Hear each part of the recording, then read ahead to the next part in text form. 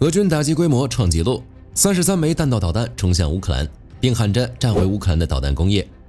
不过，俄军的行动都在乌克兰掌握之中。面对俄军的袭击，乌克兰也没闲着，继续盯着俄罗斯后院打。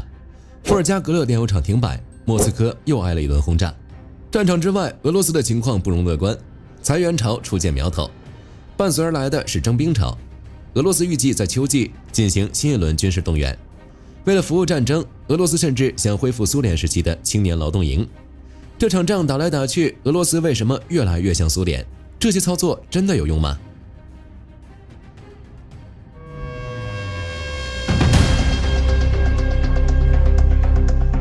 据乌克兰空军通报的数据，俄军在6月1日到2日的夜里，一共向乌克兰砸了73枚导弹和656架无人机，总计729个空中攻击目标。最夸张的是，在这次袭击里，俄军一下就掏出了33枚伊斯坎德尔 M 弹道导弹，这是全面战争以来俄军单次发射弹道导弹的最高纪录。此前2026年1月，俄军一个月发了91枚，就刷新了俄军弹道导弹月度发射次数的记录。现在一个晚上，俄军就干到了这个数字的1/3。光是这33枚弹道导弹，按照不同型号的市面价格算下来，俄罗斯就烧掉了8000万到1亿美元。此外，还有8枚锆石高超音速导弹，27枚 KH-101巡航导弹，5枚口径巡航导弹，以及656架无人机。这样算下来，总成本又往4亿美元上跑。从这个部署就能看出来，俄军特意将弹道导弹和高超音速导弹作为主力，意图非常明显，就是奔着耗光乌军反导拦截弹去的，尤其是爱国者导弹。除此之外，俄军还派了大量帕罗基亚诱饵无人机。这些诱饵无人机的任务就是模仿真实攻击无人机的雷达和红外特征，在防空雷达上制造出一大堆假目标，或使乌军防空部队肉眼识别，白白耗掉拦截弹。这次袭击还有一个值得注意的地方，俄军发射锆石高超音速导弹的方向变了，以前全部从克里米亚方向来，这一次的第一波锆石竟然是从北方方向射过来的。也就是说，俄军把堡垒暗防系统重新部署到了北方边境地带，乌克兰防空的压力从单一的南线变成了全方位多轴线。从技术角度看，说明俄军确实在动脑筋调整战术，但从实际效果看，调整了也没用，因为这一切全在泽连斯基和美欧的掌握之中。早在5月29日，泽连斯基就公开预警，称根据美国及欧洲盟友分享的情报，俄罗斯正在准备一场大规模袭击，预计在48小时内发动。6月1日，他又再次强调，情报显示打击计划仍在推进，俄军已经完成袭击筹备，大规模空袭随时可能到来。这说明俄军的一举一动早就被美欧盯死了，并且实时共享给了乌克兰。结果就是空袭确实来了，和泽连斯基预警的差不多。乌军的防空力量摧毁或压制了642个空中目标，其中包括11枚伊斯坎德尔 M 弹道导弹，26枚 KH-101巡航导弹，3枚口径巡航导弹，以及602架无人机，合计40枚导弹和602架无人机。可以看出来，除了弹道导弹之外，乌克兰应对其他目标都算游刃有余。所以事后泽连斯基也只是喊话美欧，说乌克兰需要更多爱国者。被俄罗斯这么招呼了一顿，乌克兰自然要反击。既然俄罗斯一直炸基辅，那莫斯科也别想好过。于是莫斯科又被炸了。6月2日晚间，莫斯科地区地方当局通过官方渠道首次发布了关于无人机威胁的正式紧急警报。预警监控系统最初在多莫吉多沃等地区发现乌克兰无人机，几分钟内整个莫斯科宣布进入警报状态，移动警报直接发给居民。报告写的也不错，待在家里不要靠近窗户，也不要前往收容所，如果身处户外或车内，就在建筑物、地下通道或停车场避难。警报还特别提到了一个细节，居民可能会遇到移动互联网连接中断。不得不说，生活在莫斯科的俄罗斯人也是够悲催的，乌克兰的无人机都不知道飞过来炸了多少轮了，这才第一次拉响警报。不过比起他们更惨的还是炼油厂。就在同一天，克拉斯达诺尔边疆区的伊尔斯基炼油厂遭遇乌克兰无人系统部队精准打击，目击者从凌晨3点刚过就报告炼油厂遇袭，说该地区发生多起爆炸，火灾在10多公里外的居民点都能看到。这个伊尔斯基炼油厂是克拉斯达诺尔边疆区最大的私人炼油设施之一，年处理能力约660万吨，专门生产柴油、汽油、燃料油和沥青。更重要的是，它被视为乌克兰临时备战领土和俄南方军区部队共有的关键枢纽。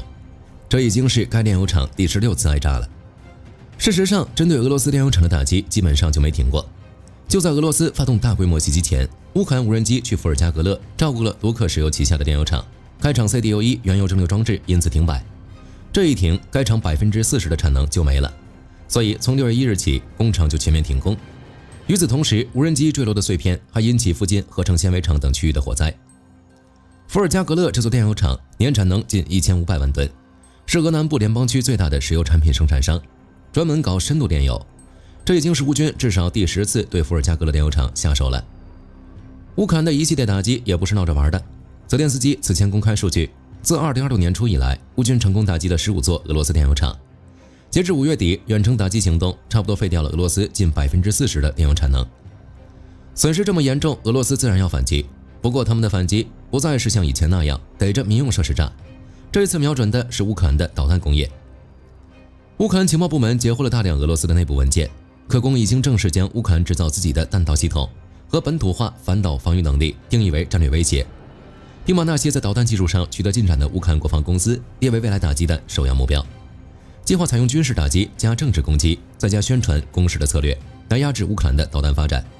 与此同时，还要进行外交封锁，切断乌克兰与南高加索、中东和海湾地区国家的安全和经济联系。克宫之所以急轰轰过来朝乌克兰的导弹工业下手，就是因为乌克兰在走一条让克宫睡不着的路——导弹自主化。其实俄罗斯之前就盯上了乌克兰的导弹工业，火烈鸟巡航导弹早在2月就被俄军炸过一次生产线。不过在那个时候，导弹生产线早就搬走了，所以火烈鸟很快就恢复了生产。到了5月，乌军还用火烈鸟打到了俄罗斯切伯克萨雷的一家国防工厂，距离乌克兰边境1500公里。重点在一款叫 FP9 的弹道导弹， FP7 射程300公里， FP9 把这个数字拉到了850公里，战斗部800公斤，飞行高度70公里，速度每秒2200米，命中精度20米。从乌克兰边境发射，别的不说，打到莫斯科不是问题。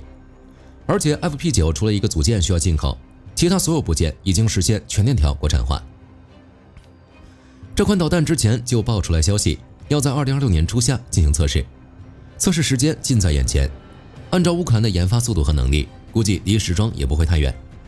FP9 如果实现量产和实战部署，莫斯科将面临一个拥有完整导弹生产线的乌克兰。这还是火点一家公司的成果，还没算上其他公司。俄罗斯当然坐不住，所以一轮又一轮的大规模袭击，除了消耗乌克兰的弹药之外，最重要的就是打掉乌克兰的军工厂，尤其是那些导弹生产线。不过俄罗斯注定要失望了。我们来看5月份的数据，在5月，乌克兰防空力量总共干掉了超过57000个俄罗斯空中目标，其中包括111枚各种导弹，常见的伊斯坎德尔、匕首、口径，还有 KH-101巡航导弹全都没少，还有5003架沙赫德攻击无人机，1316架侦察无人机，以及超过5万架其他类型无人机。据法新社统计，乌克兰在5月的综合拦截率大约维持在91%。同期，乌克兰空军还执行了1089次战斗出击，其中超过700次用于空中巡逻和掩护，约230次直接对俄军阵地实施打击。这些数据拿出来相当能看，所以俄军想炸乌克兰的导弹工业也没那么容易，他们必须突破乌克兰的防空网。但针对不同的空中目标，乌军有不同的应对手段。对付无人机，乌军已经建立了从电子战干扰到机动火力组，再到无人系统部队的多层拦截体系，效率高得吓人。对付巡航导弹有 F-16、NAS、AMS 和 IRST， 拦截率同样保持在可观水平。再加上美欧的持续援助和情报共享，真正让乌克兰头疼的只剩弹道导弹了，这个只能慢慢补。比起乌克兰来说，更坐不住的是俄罗斯，因为俄罗斯的经济大概真的为不起这场战争了。俄罗斯人等着战争胜利或者结束战争，等来等去都没等到，先来的反而是裁员潮。就在6月2日，俄罗斯对外经济银行 VEB-IF 宣布大规模裁员减支，计划裁掉15%的员工，预算也要削减15%，才能撑到2027年。这个 VEB-IF 来头很大，它管着数百万俄罗斯公民的养老金储蓄，专门给克里姆林宫的国家项目烧钱。现在连这种亲儿子银行都要裁人省钱，由此可见俄罗斯的经济趋势。银行一把手伊戈尔·舒瓦洛夫在联邦委员会上坦白，说这是因为央行正在搞信贷冷却，没办法，只能痛下狠手。而且这波裁员不光影响总部，子公司一个也跑不掉，还要成为长期战略。也就是说，这一波裁员辐射面之广，持续时间之长，应该超出很多人的想象。诡异的是 ，VEB-IF 在2025年的账面利润还有894亿卢布，折合约8.94亿美元。这种情况下，怎么还会裁员？当然是因为那点利润全靠政府输血。俄罗斯从国家财富基金掏钱，给这家银行注资了整整4070亿卢布，结果根本挡不住损失。现在国家财富基金都快被掏空了，这家银行自然不能一直干等着违反，就只能自己想办法优化。所以优化第一刀就砍向了员工。其实此前莫斯科时报就报道过，整个俄罗斯到2025年底已经有1/4的公司完成了裁员，而在2023年这个比例还只有10%。已经裁员的公司里有66%明确说是因为财务困难，剩下没裁的很多也在磨刀。最先扛不住的就是银行，14家信贷机构在陆陆续续的裁员。俄罗斯最大的2家银行 VTB 银行和俄罗斯联邦储蓄银行都没能逃过，后者还把裁员比例干到了20%。在这14家机构里，最严重的裁员比例甚至高达40%。实体经济更是惨不忍睹。俄罗斯最大的卡车制造商卡马兹，2025年卡马兹的卡车销量掉了16%，净亏损超过430亿卢布，创下2019年以来的最差业绩。进入2026年，卡车销量又暴跌了近40%，所以只能裁员。4月份先裁了约500人，5月份又裁了1500人，剩下的人从6月开始实行4天工作制，工资砍掉1/3。俄罗斯大型软件开发商 MyOffice 也因重大损失宣布大规模裁员。这一波裁员浪潮还只是开始而已，只要克宫还想继续推进战争，继续倾尽一切来喂养庞大的战争开支，裁员就不会停。比较讽刺的是，与裁员潮相伴而来的是征兵潮。之前俄罗斯还在搞秘密动员，随着战况越来越拉胯，他们似乎不打算演了。俄罗斯国家杜马议员、前国防委员会成员安德烈·古鲁廖夫扔出来一个消息，克宫正在进行秋季新一轮大规模动员的相关讨论，甚至已经做出了基本决定，很有可能在秋季就实施动员计划。古鲁廖夫讲得很清楚，这轮动员就是因为冬春攻势打砸了，进攻实际上已经停滞，所以得继续拉人，想办法继续打。但是光靠往战场上添人根本没用，因为乌克兰的无人机正在前线拆解步兵，俄军突击组连头都抬不起来，所以还得想办法解决无人机这个心头大患。他还特别点明了克里米亚的燃料危机，乌克兰无人机正在沿着所谓的新俄罗斯公路系统性的打击俄军补给线，试图切断半岛和南部部队的燃料供应。一个俄罗斯国家杜马议员公开承认战场陷入僵局，承认后勤补给线正在被乌克兰有效切断，承认单纯动员无法解决问题，这在俄罗斯一贯语境里已经算是坦诚的过分了。但克宫没得选，据 United 团体报道，自2026年初至5月底，俄军在前线的伤亡已超过14.5万人，其中近8.6万人阵亡。这个窟窿必须有人填，但是合同兵的池子早就干了，所以征兵目光只能转向此前从未被开发的群体——女学生。乌克兰国家反虚假信息中心在其官方网站上披露了一个案例，在乌里扬诺夫斯克州库佐瓦托沃技术学院，至少5名年轻女学生签署了前往乌克兰战场参战的军事合同。校方的招募手法也很绝，一边用行政压力逼学生表态，一边用轻松赚钱的话术来引诱，还拍胸脯保证绝不会被送到前线，只是过去做文职。这话听起来就好笑，就乌俄战场的局势，哪怕是做后方办公室也好不到哪里去，因为乌克兰的无人机现在专门追着指挥所等地方打，文职应该也躲不掉无人机。不过在现在的克宫眼里，管你什么身份都要为战争服务，比如青少年上不了战场，总能帮忙打打工，填补一下职位空缺吧。莫斯科市的儿童权利专员奥尔加·亚罗斯拉夫斯卡娅提议，俄罗斯应该恢复苏联时期的青少年劳动营，让学生在暑假期间去农场干活，尤其是家里比较贫困的青少年。他不仅是嘴上说说，还搬出来了自己的光荣历史来背书，讲起自己7年级时被送到伏尔加格勒地区，在40度的高温下住在田野中央的营房里摘西红柿的宝贵经历。最让火力军难绷的是，他自己陈述的时候说的都是我们活了下来，还带回了120卢布。由此得出一个结论，孩子们会支持他恢复劳动营。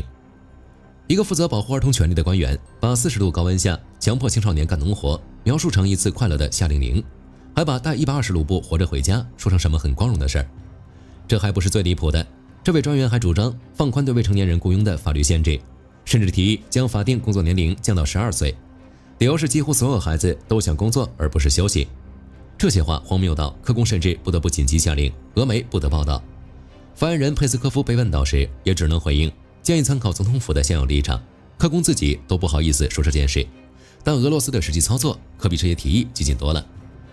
此前就已经曝光过，俄罗斯全境77个地区超过1000所学校已经被改成了所谓的缝纫营，让学生们缝制军服。对有不满情绪的学生，教职工会亲自劝说他们接受。所以有些东西只是不能放到台面上说而已。这边还是提议恢复苏联的相关制度。正在打仗的俄军，那才是把苏联制度贯彻到底。5月底的时候，亚速第一军团司令丹尼斯·普罗科彭科，他发表了一篇文章，我们在与俄罗斯作战，我们知道俄罗斯为何失败，直接点明了俄军最大的命门：苏式指挥体系导致战场瘫痪。他表示，俄罗斯的指挥体系是一个刚性的、垂直整合的苏联式等级体制，每一步都由上级严格规定。制造这个体系的初衷，压根儿就不是为了提高作战效能，而是确保对军队的控制。在这样的军队里，忠诚比能力更重要。俄罗斯军官宁愿执行一个注定失败的计划，也不敢擅自改变命令，因为他们怕的不是输掉战斗，而是输掉上层的好感。然而，在乌军这边，乌军发展的是基于分权和授权的指挥理念，是德国任务指挥概念的现代诠释。高级指挥部负责定义行动目标和意图，也就是做什么和为什么做。至于怎么做，留给最了解战场情况的下级指挥官。指挥理念的差异映射到战场上，就是我们看到的局面。其实，我们越看这场战争，就越能发现，这场战争正在把普京推回一个他最熟悉的轨道上，那就是苏联。从前线到后方，从工厂到学校，所有地方都在用一种极其别扭的方式往回走。但是对俄罗斯来说，无论怎么发展，就是绝对不能回到苏联。普京自己其实最懂这点，他之前还在纪录片里争辩，说俄罗斯没想恢复苏联。那时候还有一句话特别出圈：谁不怀念苏联，谁就没良心；谁想回到苏联，谁就没脑子。问题是，随着战争的延续，很多东西已经不是他能控制的了。政治上不得不搞集权和战时动员，经济上面临庞大财政赤字，又不敢动国防开支，只能继续补贴国防工业。社会上全员都在为战争服务，美其名曰适应战争需要，实际上就是没有苏联的旗号，却有苏联的一切。然而，苏联的结局早在30多年前就摆在全世界面前，走上这条路就注定了会输。但可笑的是，俄罗斯竟然把曾经的老路又走了一遍。本期视频到这儿就结束了，各位觉得如今的俄罗斯是在走苏联的老路吗？欢迎在评论区留言，大家一起讨论。我是火力军，下期见。好的，各位观众朋友们，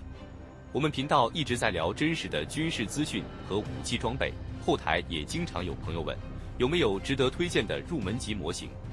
今天就和大家分享一款近期接触到的产品。首先，它的外形还原度做得相当不错，比例准确，武器上的一些关键细节和标识也都有体现，材质也说得过去，拿在手上有不错的分量感。其次，它具备一定的可动性，对于理解基础操作原理有一定帮助，让它不仅是个静态摆件。综合它的做工和可玩性来看，价格确实比较亲民。对于想入门模型收藏，或者单纯想在桌上贴一个摆件的朋友来说，是一个性价比很高的选择。商品链接已经给你们上了，感兴趣的朋友可以自行了解。